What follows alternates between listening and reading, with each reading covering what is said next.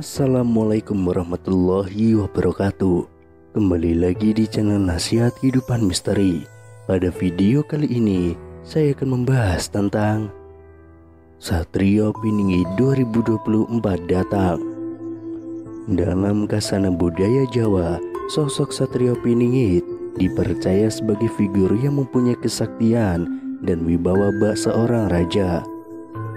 Menurut penuturan Permadi Esa, politikus sekaligus paranormal, mengatakan Satrio Piningit atau Ratu Adil bakal muncul jika kondisi di Indonesia telah mengalami kemerosotan di berbagai sendi kehidupan. Dari nama yang disandangnya, Piningit berarti masih tersembunyi atau memang belum saatnya muncul jika waktunya belum tiba. Sosok misterius tersebut bakal naik ke tampuk kekuasaan tertinggi di Indonesia yang menjadi teladan, harapan, dan mengayomi rakyatnya. Konon beberapa pemimpin di negeri ini juga pernah dikaitkan dengan figur Satrio Piningit. Seperti apa sosok misterius itu sebenarnya? Bakal muncul saat kondisi Indonesia mencapai titik terendah dan penuh huru-hara.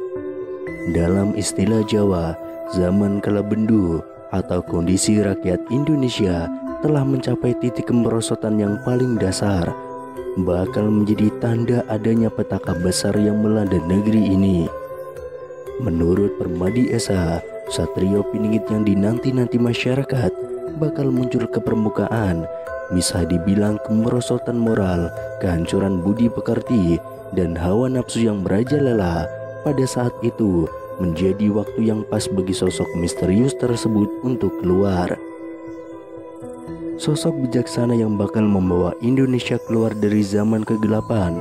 Sosok misterius yang bakal pimpin Indonesia keluar dari kehancuran.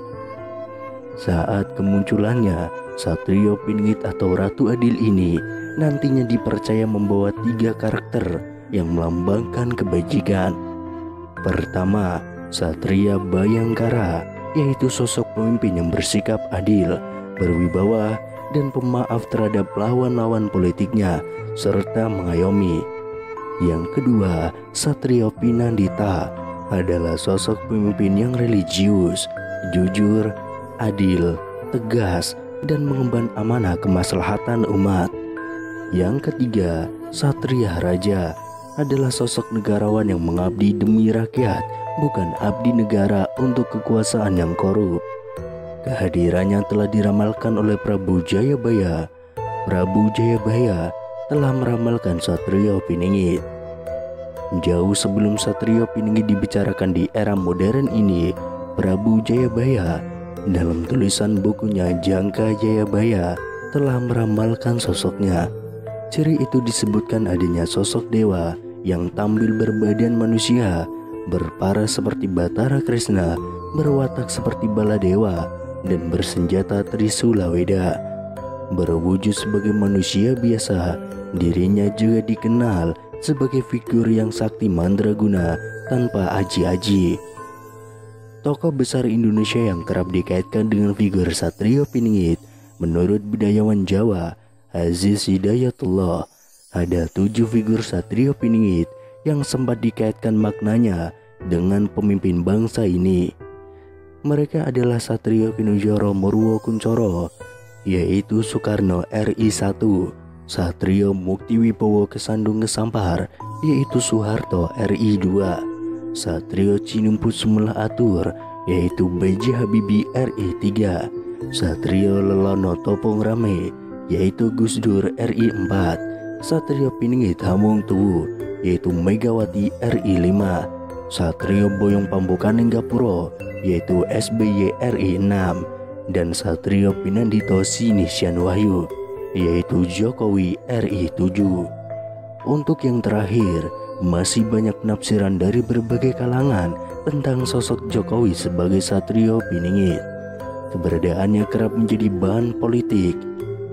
Namun sayangnya, tensi politik yang cenderung memanas dari hari ke hari seakan berputar liar mencatut makna dari sosok Satrio Piningit itu sendiri. Yang jelas keberadaan Sang Ratu Adil masih menjadi misteri hingga waktu yang telah ditentukan tiba. Sosok yang bakal menjadi Satrio Piningit di negeri ini semuanya masih abu-abu alias samar.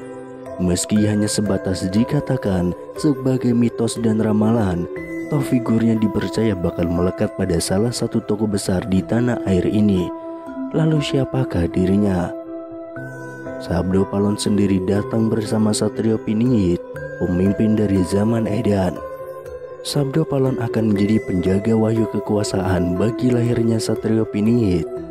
Dia adalah Ratu Adil, pemimpin sejati dari zaman Edan yang bisa membawa menuju pencerahan. Sabdo Palon menelan kekecewaan yang amat sangat ketika Sang Prabu Brawijaya V memeluk agama Islam. Dia merasa bahwa raja telah terperosok, sudah menjadi Jawan, Arab-Araban, dan hanya nurut ikut-ikutan. Tidak ada gunanya saya asuh, saya malu kepada bumi dan langit, malu memomong orang tolol. Saya mau mencari momongan yang bermata satu, yaitu mengerti dan tahu tujuannya beragama. Tidak mau saya memomong paduga, kata Sabdo Palon. Sabdo Palon mengaku telah mengasuh 2003 atau 2003 tahun raja-raja Jawa. Namun satupun tidak ada yang mengubah agamanya. Semua raja-raja asuhannya tetap memegang teguh agama yang menjunjung tinggi budi pekerti, kecuali Sang Prabu Brawijaya V yang meninggalkan agama leluhurnya. Dibalut kekecewaan, Sabdo Palon berkata bahwa dirinya akan memisahkan diri dengan Sang Prabu. Dia tidak akan pergi, melainkan moksa. Dia akan menjadi Semar, yang artinya meliputi sekalian wujud, tidak tampak secara kasat mata. Di dalam Serat Darmo Gamdul disebutkan bahwa Semar dipercaya merupakan utusan gaib Gusti Kang Murbeng Dumadi atau Tuhan yang Maha Kuasa untuk melaksanakan tugas agar manusia selalu menyembah dan bertakwa kepada Tuhan, selalu bersyukur dan aling serta berjalan pada jalan kebaikan. Saat ini Indonesia telah memasuki tahun politik menuju pemilihan presiden 2024. Bicara soal pemimpin tanah air kerap dikaitkan dengan ramalan Jayabaya tentang Satrio Piningit. Soal Satrio Piningit menjadi salah satu ramalan Prabu Jayabaya yang paling populer. Lantas, apakah ramalan tersebut sudah terbukti? Prabu Jayabaya meramalkan bangsa Indonesia akan memasuki zaman kala bendu atau carut marut. Pada saat itu terjadi, Satrio Piningit akan datang dan membawa bangsa Indonesia keluar dari situasi kala bendu itu.